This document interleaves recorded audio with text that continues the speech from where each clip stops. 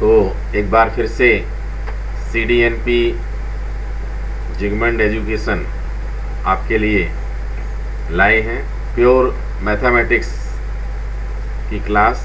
यह class 12th के लिए है और JEE या अदर कॉम्पिटिटिव एग्ज़ाम के हिसाब से है।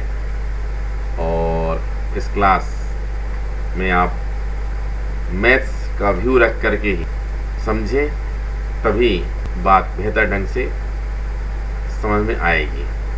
तो शुरू करते हैं। तो हम बोर्ड पर आ चुके हैं और आज 3D के अंतर्गत एक नया टॉपिक लेकर के आए हैं और इसे बेहतर ढंग से समझेंगे। ये देखिए, इसमें 3 कोऑर्डिनेट एक्सिस हैं, x axis, y axis and z axis.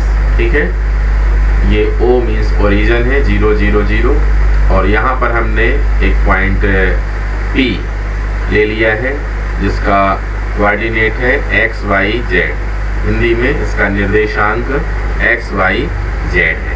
ठीक है, ये वास्तव में निर्देशांक x y z जो होते हैं वो इस पॉइंट P की पोजीशन को रिप्रेजेंट करते हैं, इसकी स्थिति को दर्शाते हैं। इसका मतलब होता है कि यह पॉइंट कब मिलेगा, जब हम x एक्सिस में x ट्रेवल करेंगे, y में y और z में z डिस्टेंस ट्रेवल करेंगे। मतलब x अक्ष में x दूरी, y में y दूरी और z में z दूरी तय करेंगे, तब हमें जाकर के पॉइंट क्या मिलेगा, P मिलेगा। इसको और क्लियर करके देखा जा सकता है। यहाँ पर x का मतलब क्या हुआ, यहाँ से एक परपेंडिकुलर ड्रॉ किया जाए ऐसे, यहाँ पर क्या होगा, m होगा, एक पॉइंट m ले लिया। मतलब यहाँ से O से m तक का डिस्टेंस कितना होगा, ये डिस्टेंस होगा x। ठीक है, फिर इसके बाद अगर हम y एक्सिस में कितनी डिस्टेंस ट्रेवल करते हैं, y डिस्टेंस ट्रेवल करते हैं। ठीक है, तो अगर उसका पता करना है हमें तो क्या करेंगे, हम यहाँ से एक फिर से परपेंडिकुलर ड्रॉ करेंगे। यहाँ से यहाँ से देखिए ये, ठीक है, मतलब ये कितना होना चाहिए, ये 90 डिग्री में होना चाहिए। कितना होना चाहिए, 90 डिग्री में होना चाहिए, 90। ये भी 90 डिग्री में होना चाहिए। ठीक है, तो ये x हो जाएगा OM और यहाँ पर हम ये पॉइंट ले सकते हैं n, तो ये हो जाएगा ON की वैल्यू y हो जाएगी। ठीक है, इसी प्रकार से ये y है और अगर हम यहाँ से ड्रॉ करेंगे एक परपेंडिकुलर, किसमें, z में ड्रॉ करेंगे, ये यहाँ से 90 आएगा। इसको सपोज कर लें कितना है, L है, तो ये वाली जो डिस्टेंस होगी वो कितनी होगी, ये डिस्टेंस z होगी।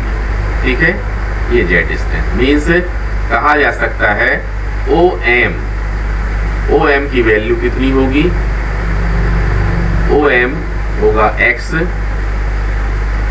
OM होगा x और ON होगा y। ON होगा कितना, y और OL हो जाएगा z। ठीक है, अब अगर हमें इस मेथड के अलावा किसी और अल्टरनेटिव मेथड से पॉइंट P की पोजीशन रिप्रेजेंट करनी हो, बिंदु P की स्थिति बतानी हो इस विधि के अलावा, तो हमें क्या करना होगा। इसके लिए हम एक और अल्टरनेटिव मेथड यूज कर सकते हैं। हम बता सकते हैं कि पॉइंट P ओरिजिन O से R डिस्टेंस पर है। कितने डिस्टेंस पर है, आर डिस्टेंस पर है ये, ठीक है। लेकिन सिर्फ डिस्टेंस से काम नहीं बनेगा, इसके लिए हमें एंगल की भी मदद लेनी पड़ेगी। यहाँ से हम एक्स एक्सिस के साथ में एक एंगल ड्रॉ करेंगे जिसको हम बोल देते हैं अल्फा। फिर ऐसे ही हम वाई एक्सिस के साथ एक एंगल ड्रॉ करेंगे, उसे हम बोल देते हैं बीटा। और इसी प्रकार सिमिलरली हम जेड एक्सिस के साथ में एक एंगल ड्रॉ करेंगे जिसको हम बोलेंगे गामा। अब ये कंप्लीट बात होगी यहाँ पर कि अगर पॉइंट P की पोजीशन या स्थिति इसकी बतानी है तो ये एक्स वाई जेड मीन्स ये इस मेथड के अलावा दूसरी मेथड का यूज करके हम इसकी पोजीशन बताना चाहते हैं।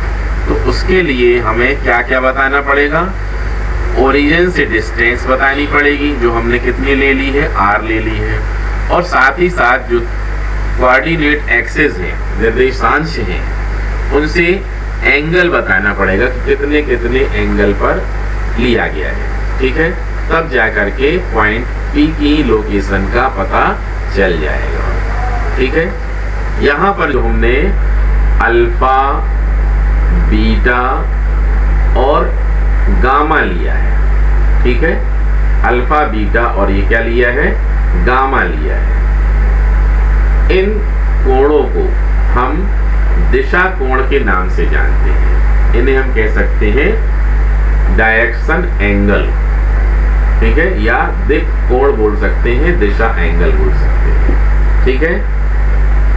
अब एंगल को और भी ज्यादा सुविधाजनक बनाने के लिए, क्योंकि एंगल कितना हो सकता है, एंगल की वैल्यू तो कुछ भी हो सकती है। मीन्स ये अगर हम 0 से शुरू करते हैं तो एक राउंड के लिए 360 डिग्री तक पहुंचता है, ठीक है। बहुत सारा वेरिएशन है। तो इसको आसान बनाने के लिए रेने डिकार्ते ने क्या किया, इसके लिए एक ट्रिग्नोमेट्री का यूज किया और उसमें एक टर्म फंक्शन लिया कॉस, ठीक है। क्या लिया, कॉस। कॉस वास्तव में शॉर्ट नेम है, इसका फुल नेम क्या होता है, कोसाइन। उसने क्या लिया, कोसाइन लिया। कोसाइन का शॉर्ट फॉर्म क्या हो जाता है, कॉस। कॉस अपन बोलते रहते हैं लेकिन रियल में क्या है वो, कोसाइन।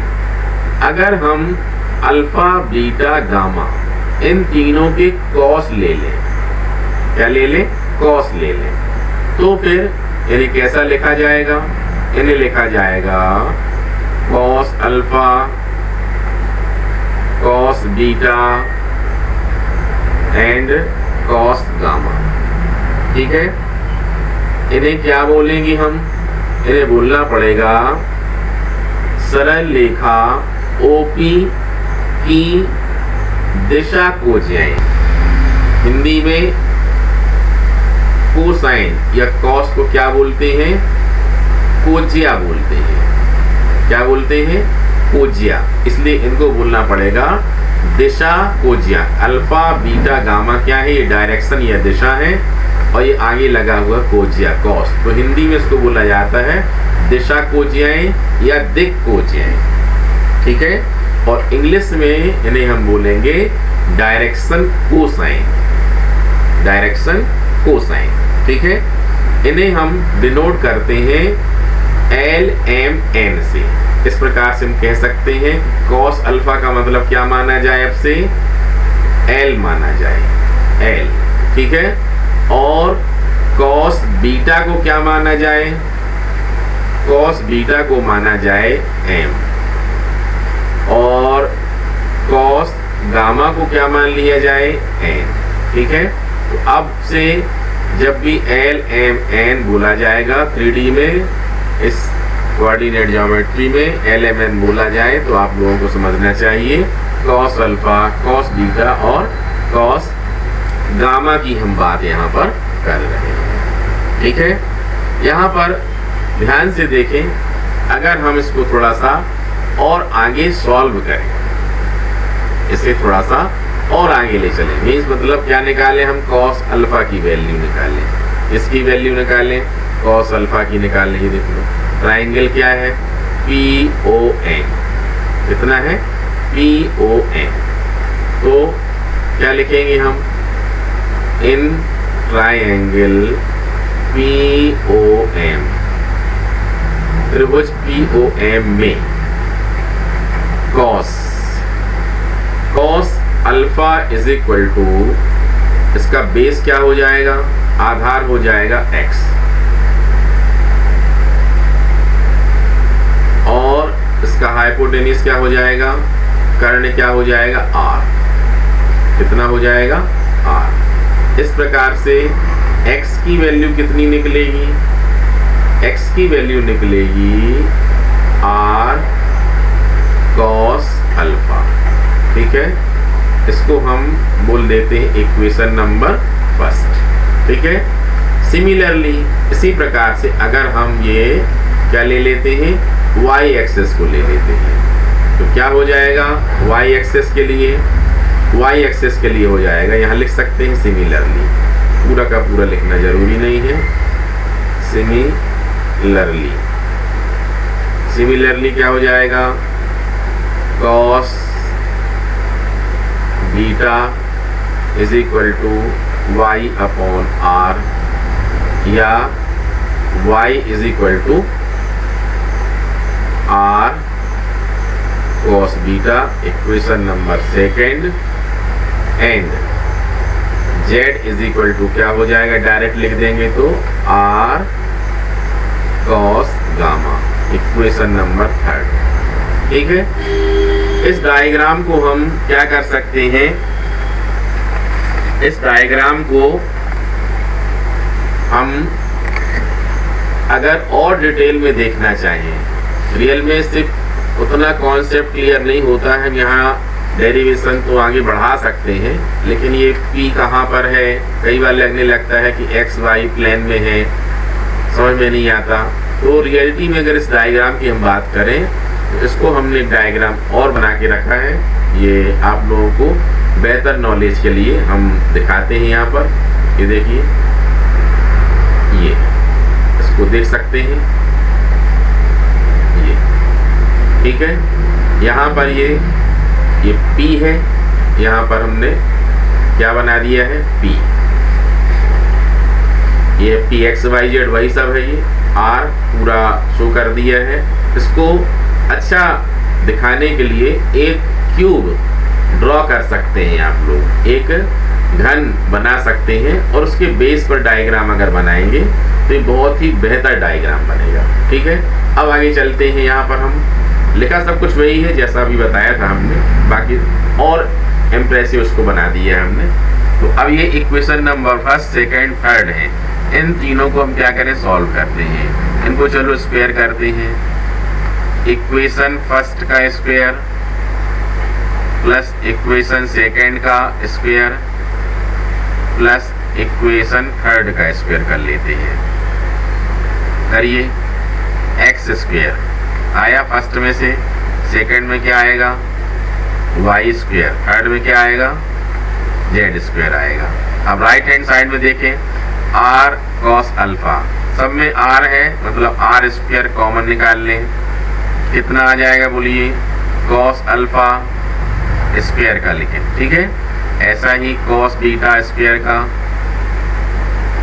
और ऐसा ही कॉस गामा इसका स्क्वायर का।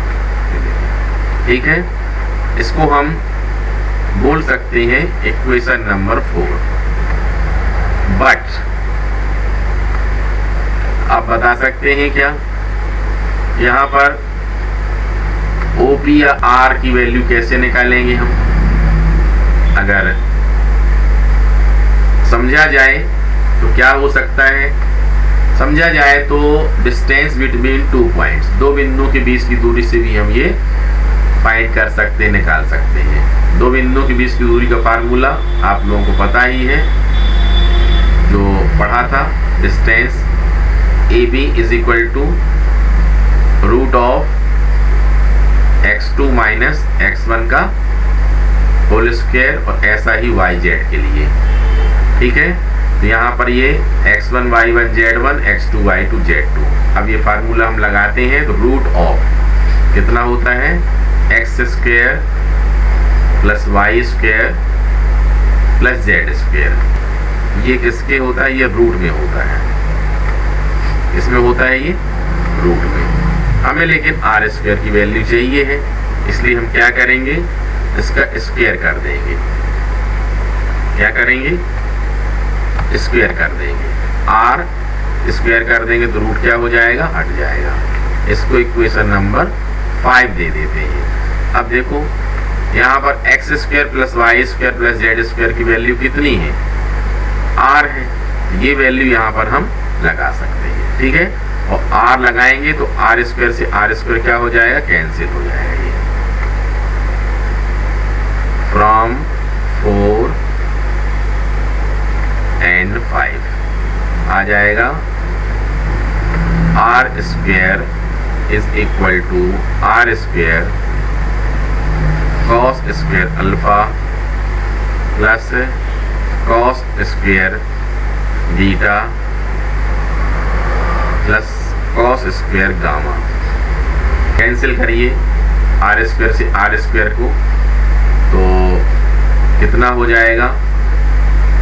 1 आ जाएगा, ठीक है। मीन्स क्या प्रूफ हुआ यहाँ पर?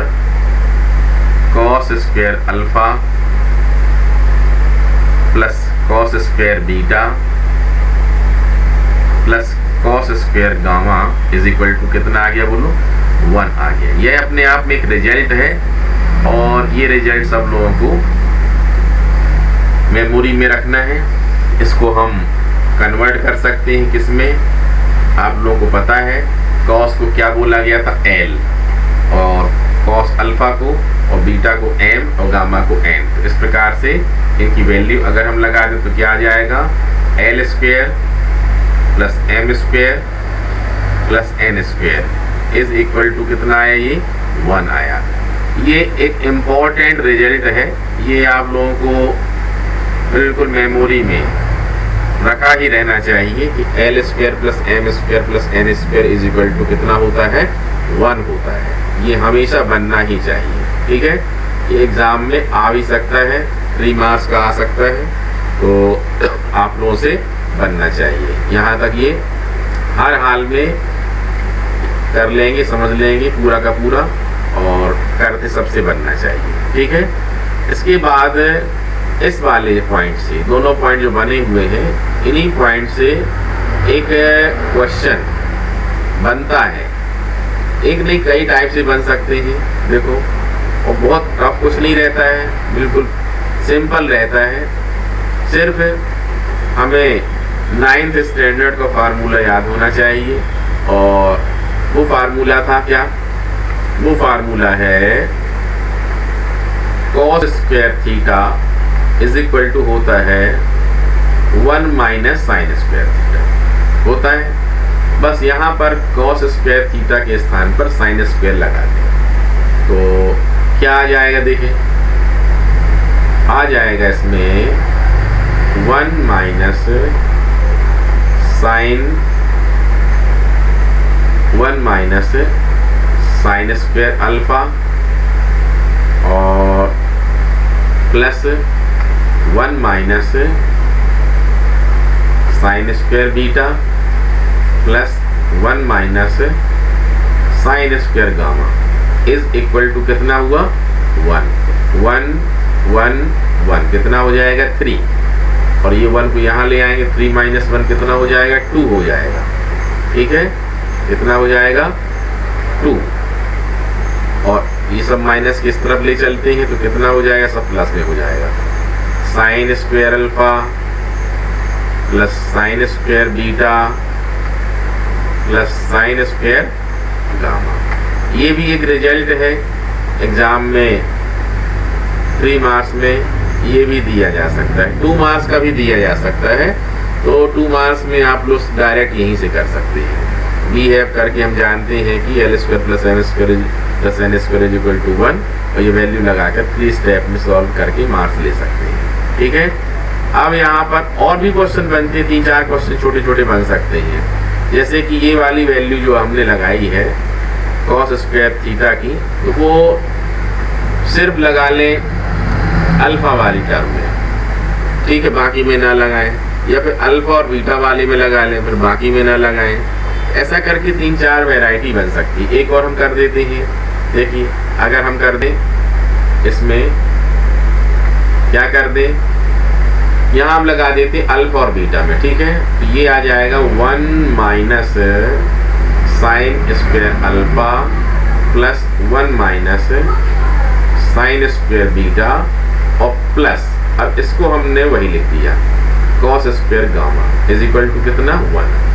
1 प्लस 1 कितना हुआ 2 हुआ, और 2 को ये 1 को यहाँ ले, 2 माइनस 1 कितना आएगा 1 आ जाएगा, कितना आ जाएगा 1 इज इक्वल टू, अब ये साइन वाले टर्म माइनस के उस तरफ ले चलो तो क्या हो जाएंगे प्लस में sign square alpha plus sign square beta, और कॉस वाला जाएगा तो क्या हो जाएगी माइनस हो जाएगा। इस प्रकार से ये भी एक बन गया।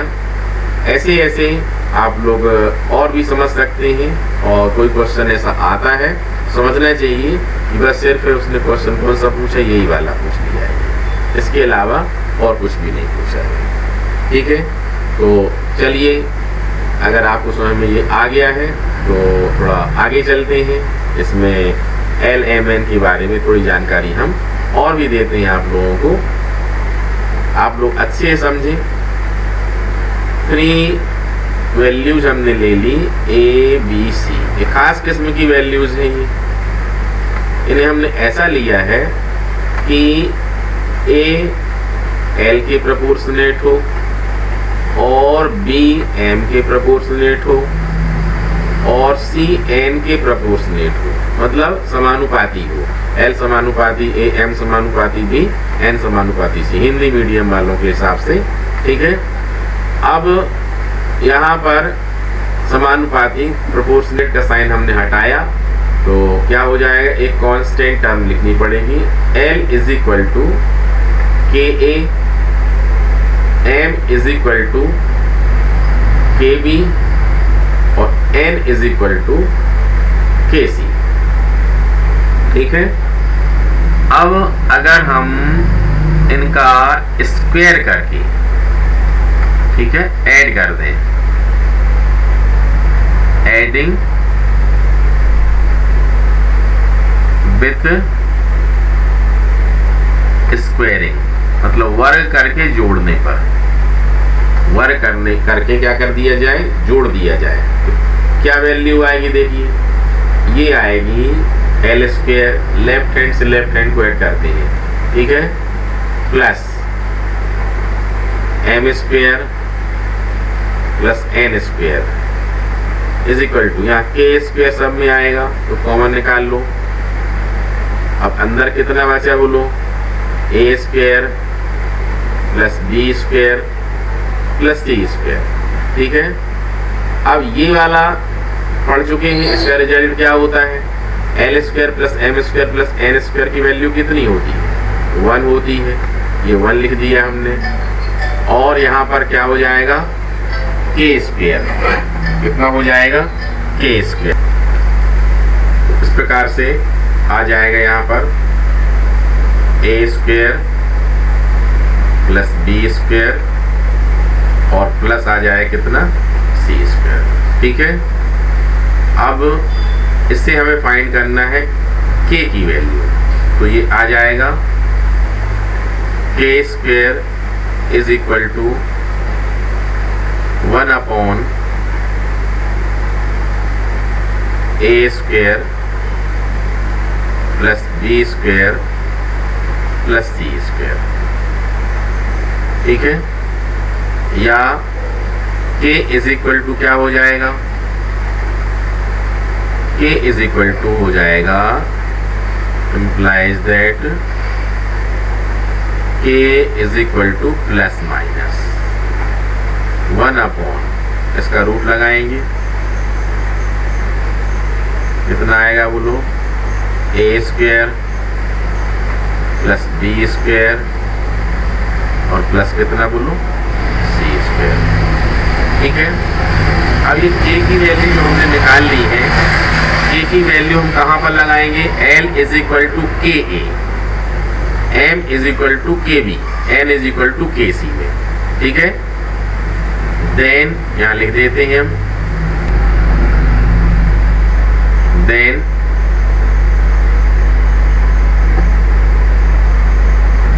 कितना आ जाएगा, L की वैल्यू कितनी आएगी देखो, L is equal to plus minus कितना 1 इंटू A, यहाँ पर A है इसलिए कितना हो जाएगा यहाँ पर A upon root of A square plus B square plus C square.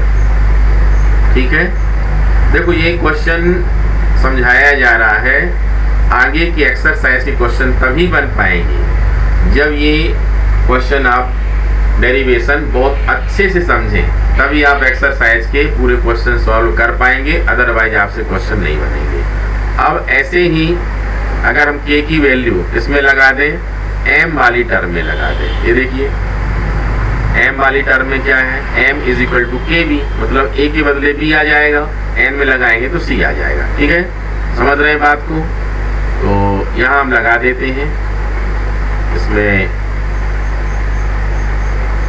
m is equal to plus minus b upon root of a square plus b square plus c square. Similarly n is equal to plus minus c upon root of a square plus b square plus c square. ठीक है, अब यहाँ पर कई बार लोग सिर्फ इसमें बता देते हैं कि L is equal to A upon root of A square plus B square plus C square, मतलब सब में प्लस की वैल्यू बताते हैं, माइनस वाली वैल्यू कई बार लिखते तक भी नहीं है। लेकिन यहाँ पर हम प्लस और माइनस दोनों का मतलब आप लोगों को अच्छे समझाएंगे। ठीक है, यहाँ समझे, अगर प्लस लिखा गया है तो हमें समझना चाहिए कि ये जो लाइन है, जो लाइन ली गई थी शुरू में, लाइन कौन सी थी याद है, भूलना नहीं चाहिए, ये लाइन थी OP। जरूरी नहीं है, ध्यान देंगे, यहाँ पर OP ही पढ़े, हमारा मन होता है हम P से O तरफ जाएगा, मतलब लाइन में कितने डायरेक्शन होते हैं, 2 डायरेक्शन होते हैं। तो अगर बात OP लाइन की जाएगी, ठीक है, बात किसकी की जाएगी, फॉर OP, चाहे तो वेक्टर भी लिख सकते हैं। ठीक है, क्योंकि 3D और वेक्टर दोनों साथ साथ ही है, साथ साथ लेके चलेंगे। अभी हम इसको समझ रहे हैं और आगे वाली जो क्लासेस लेंगे उसमें हम वेक्टर की चर्चा विशेष रूप से करेंगे, क्योंकि बिना वेक्टर के 3D पूरी हो ही नहीं सकती है। तो यहाँ पर अगर बात किसकी है, लाइन OP की है, तो फिर यहाँ पर ये जो वैल्यूज होंगी वो क्या होंगी, L इज इक्वल टू होगा plus value, means A upon कितना, root of A square plus B square और प्लस कितना C स्क्वेयर। और ऐसा ही M इज इक्वल टू हो जाएगा B अपॉन, ये रूट में आप लोग लिख सकते हैं, हमने छोड़ दिया, और ये n is equal to C upon, यहाँ भी रूट में लिख सकते हैं। ठीक है, लेकिन बात अगर किसकी की जाए, PO की जाए, फॉर PO, मतलब डायरेक्शन क्या हो गया इसमें, अपोजिट डायरेक्शन हो गया।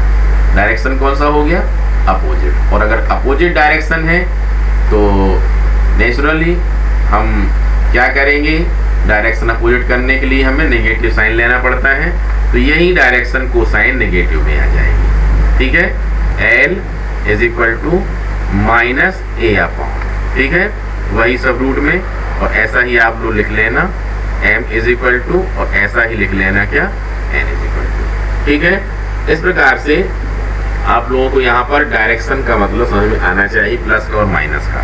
ठीक है, इस प्रकार से डायरेक्शन कोसाइन निकालने के लिए ये फार्मूले हैं, मतलब अगर हमको डायरेक्शन रेशियो दे दिए जाए क्वेश्चन में ए, बी और सी, ठीक है, तो हम डायरेक्शन कोसाइन कैसे निकालेंगे ये हमसे अच्छे से बनना चाहिए, ठीक है। चलिए हम एक बार फिर से चलते हैं एक्सरसाइज के क्वेश्चन के हिसाब से, और हमारे एग्जाम में जो क्वेश्चन आते हैं उनके हिसाब से कौन कौन से पैटर्न हो सकते हैं उनकी एक बार फिर से डिटेल में चर्चा करते हैं, जिससे आप लोगों से मैथ्स के क्वेश्चन बनने लगे।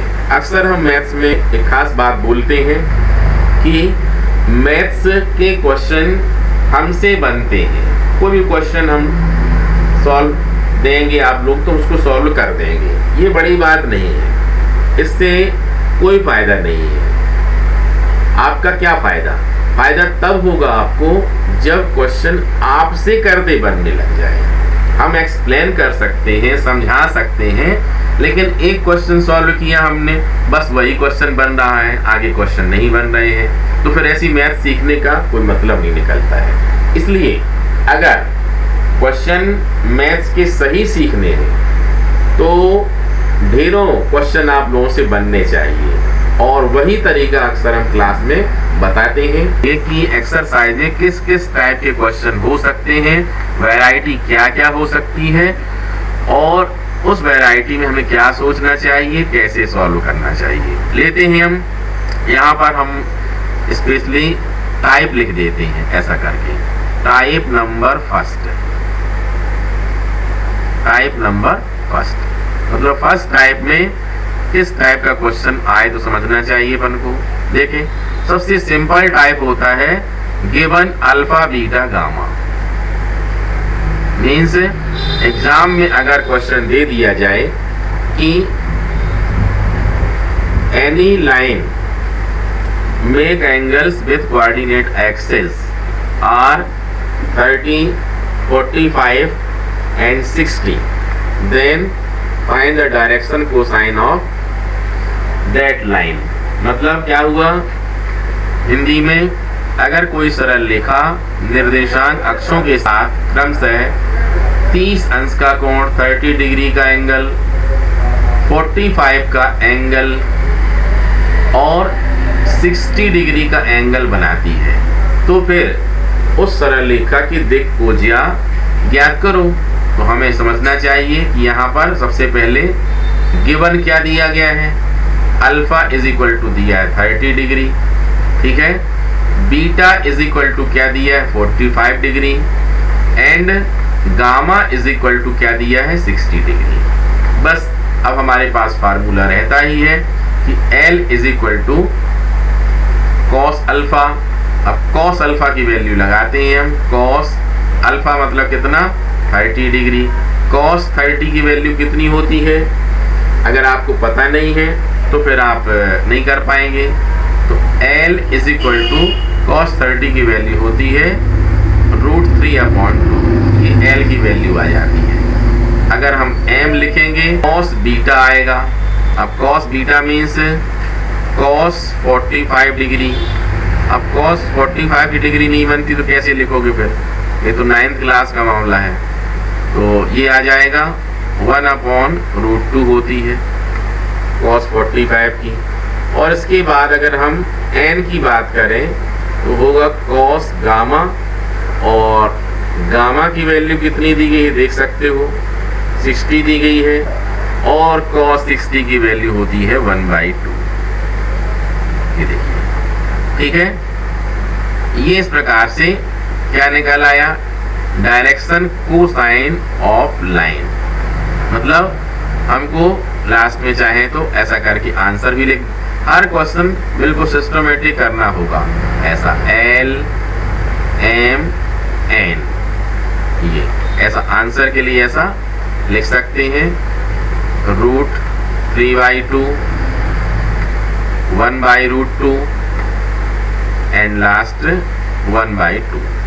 ये क्या होगा, ये आंसर हो जाएगा ये, ठीक है, बनेगा। बहुत आसान क्वेश्चन है। तो ये अल्फा बीटा गामा अगर तुमको गिवन है इस प्रकार से LMN बड़े आसानी से निकाल सकते हो, बिल्कुल प्रॉब्लम नहीं होना चाहिए। और एक्सरसाइज 14A में, ठीक है, इससे रिलेटेड कुछ क्वेश्चन होंगे, उनकी प्रैक्टिस करनी है, वही होमवर्क में रहेगा। अब हम बताते हैं टाइप नंबर सेकंड। ये देखिए टाइप नंबर सेकंड, ठीक है। टाइप नंबर सेकंड क्या होगा? टाइप नंबर सेकंड होगा अगर हमें किसी क्वेश्चन में दिक् अनुपात दिए जाएं, ठीक है, क्या दिए जाएं? दिक् अनुपात दिए जाएं, मतलब ABC की वैल्यू दी जाए, तो फिर डायरेक्शन कोसाइन निकालना। अगर अपने क्वेश्चन में कहा गया कि direction ratio of any line is इतना 2, 3, 1, then find direction cosine of that line. मतलब यदि किसी सरल रेखा के दिक् अनुपात 2, 3, 1 है तो उस रेखा की दिक् कोजियाएं ज्ञात करो, ठीक है।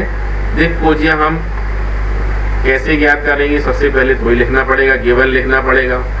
तो यहाँ पर गिवन क्या हो जाएगा?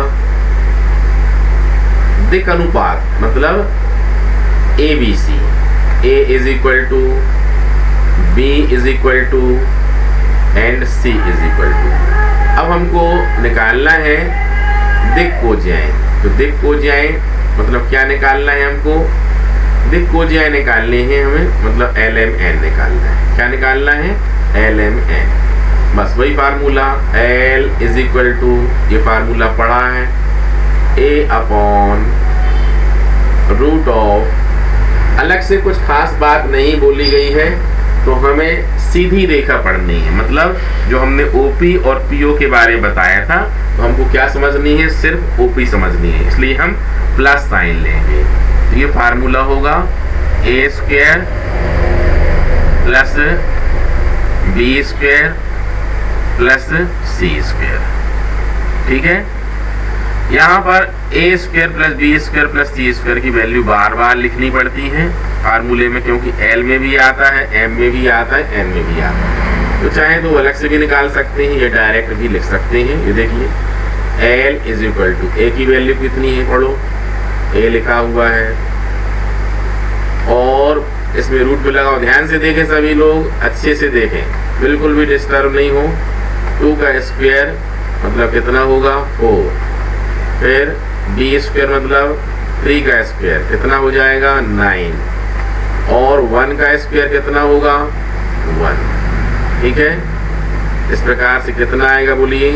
2 अपॉन ऐड करें 14, रूट ऑफ कितना आया बोलो? 14। ये किसकी वैल्यू आ गई?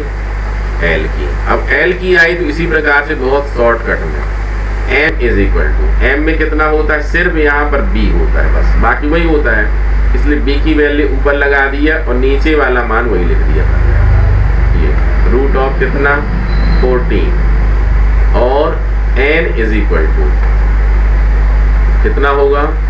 1 अपॉन रूट ऑफ 14, ठीक है।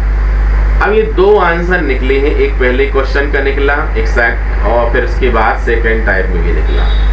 इससे क्वेश्चन तो सॉल्व कर लिया और बन भी जाएंगे आप लोगों से कि अल्फा बीटा गामा के मान हमें पता है, या फिर दूसरे टाइप में ABC के मान पता है, तो हमको LMN निकालना है, वो कैसे निकाल पाएंगे?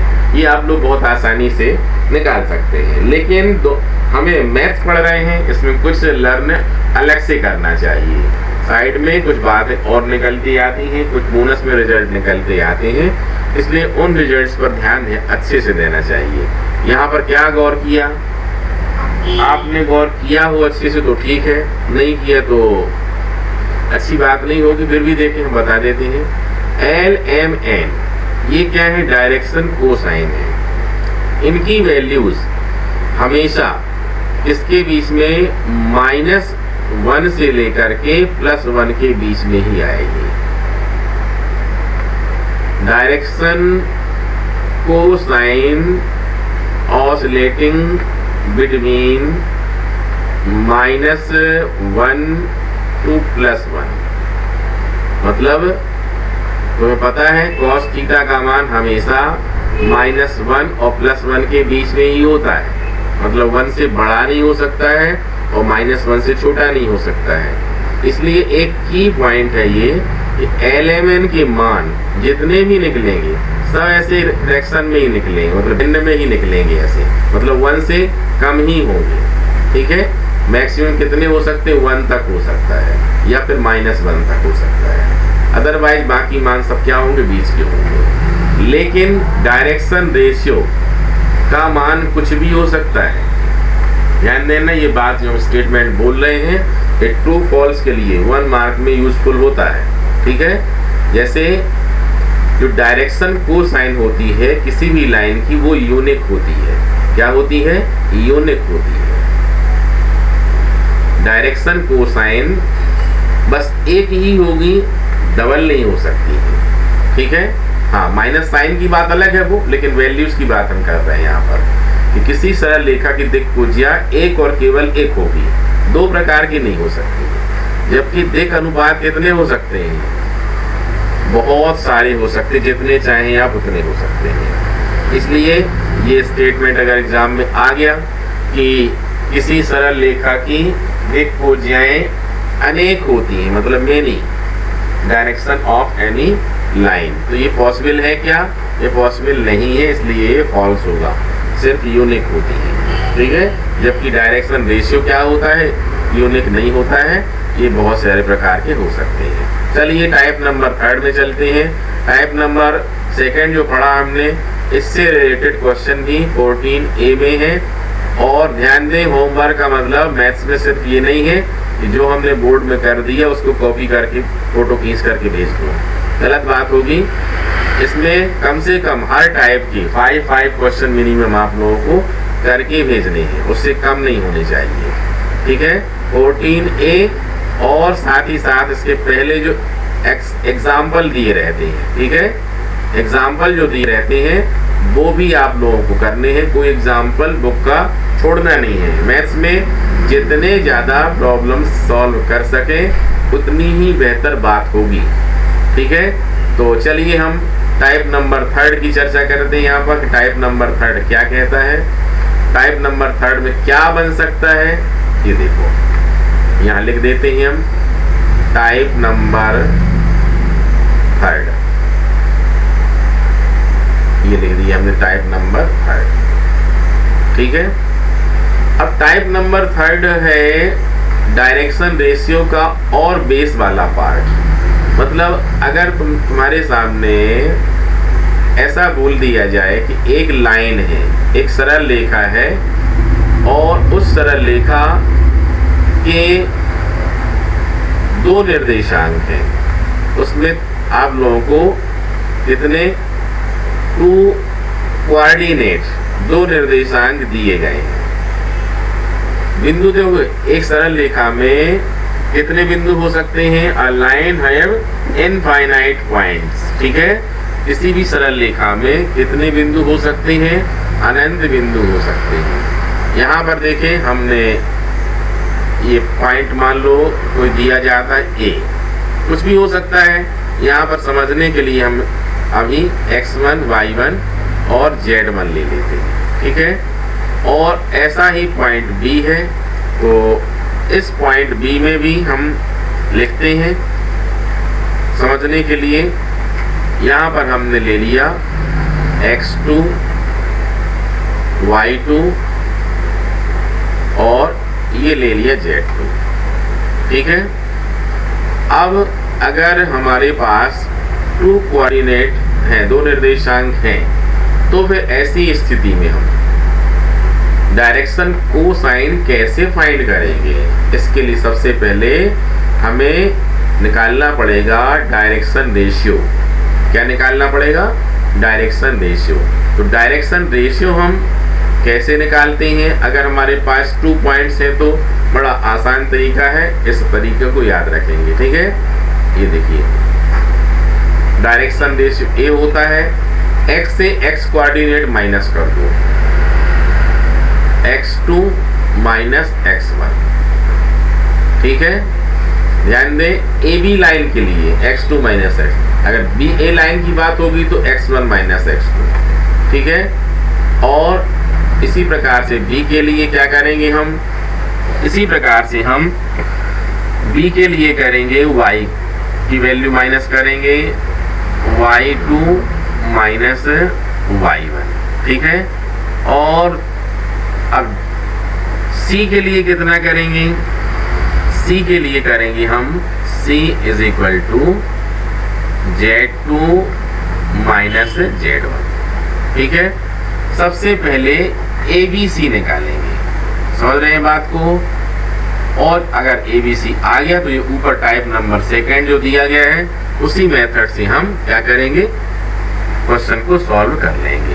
ठीक है, तो यहाँ पर एक एग्जांपल हम लेते हैं इस टाइप नंबर, इसके लिए थर्ड के लिए एक लाइन है जिसमें 2 पॉइंट्स गिवन, 2 बिंदु दिए गए हैं, ए दिया गया है, इसका निर्देशांक है 2, 4, 5।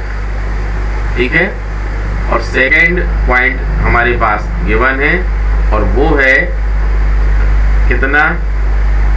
3, 5 और 7। ठीक है, अब हमें क्या निकालना है? अब हमें निकालना है डायरेक्शन कोसाइन। सबसे पहले ये वाला पॉइंट जो दिया गया है ये वास्तव में क्या? 1 है। 1 मतलब x1, y1 और ये क्या है? z1। और ये वाला पॉइंट क्या होगा? ये होगा x2 और ये होगा y2 और ये क्या होगा? z2। ये पॉइंट अगर हमारे पास है तो फिर हम क्या करेंगे? ए बी सी की वैल्यू ऊपर वाले फार्मूला से निकालेंगे। ये देखिए, पहले क्या निकालेंगे हम? a is equal to x2 minus x1। x2 minus x1 means 3 minus 2। 3 minus 2 is equal to कितना आया बोलो? 1। ऐसा ही b इज इक्वल टू क्या होता है? y2 माइनस y1, तो 5 माइनस 4 कितना हो जाएगा बोलिए? 1। और c इज इक्वल टू कितना हो जाएगा? z2 माइनस z1, 7 माइनस 5 कितना हो जाएगा? ये हो जाएगा 2। बस अब इसके बाद हमको नाउ मतलब अब क्या लिखना है? अब में भाई L is equal to formula होता है A अपॉन वही सब root of a square plus b square plus c square. अभी वैल्यू आप लोग लगा सकते हैं क्योंकि पहले टाइप नंबर सेकेंड अपन कर चुके हैं ये, इसलिए प्रॉब्लम नहीं होनी चाहिए। ठीक है, a की वैल्यू, b की वैल्यू, c की वैल्यू हमारे पास है, इसलिए अब हम L, M और N इनके मान क्या कर सकते हैं? निकाल सकते हैं। ठीक है, बन जाएगा, ऐसा आप लोग कर सकते हैं। इससे रिलेटेड क्वेश्चन भी एक्सरसाइज 14A में ही होंगे और इनकी प्रैक्टिस करनी है। टोटल जो क्वेश्चन दिए गए हैं वो 12 क्वेश्चन हैं एक्सरसाइज में, वो सभी करने हैं आप लोगों को और साथ ही साथ 9 एग्जाम्पल में है। ये सभी क्वेश्चन आप लोग अच्छे से ट्राई करिए और होमवर्क पूरा करिए। मैथ्स में अगर आपने क्वेश्चन कवर नहीं किए तो आप पीछे हो जाएंगे, अच्छे मार्क्स नहीं पा सकते हैं। अगर आपको 100 में से 100 मार्क्स चाहिए है तो एक एक बात हमारी सुनिए, समझिए और मानिए, और हम लिखित रूप में गारंटी दे सकते हैं, सर्टिफिकेट दे सकते हैं कि आप 100 मार्क्स ले आएंगे अगर हमारी पूरी बात आप मान लेते हैं। लेकिन अगर नहीं मानते हैं तो वही मैथ्स बहुत टफ हो जाती है और फिर आप लोग उसको एक एक क्वेश्चन को तरसते हो, बनते नहीं है। ठीक है, तो उम्मीद है आज की इस क्लास में आपने मैथ्स के क्वेश्चन समझे और जो हमने होमवर्क दिया है उस होमवर्क को पूरी ईमानदारी से बिना किसी आलस्य के उसको सॉल्व करिए, उतने क्वेश्चन करिए और करके फिर वही प्रक्रिया जो डेली करते हैं आप उसको आप फ़ोटो खींचिए और फिर हमारे पास हमारे टेलीग्राम चैनल में सेंड करिए और जिससे पता चल सके कि आप लोग प्रॉपर प्रैक्टिस कर रहे हैं या नहीं कर रहे हैं। आज के लिए इतना ही, कल फिर से मिलेंगे।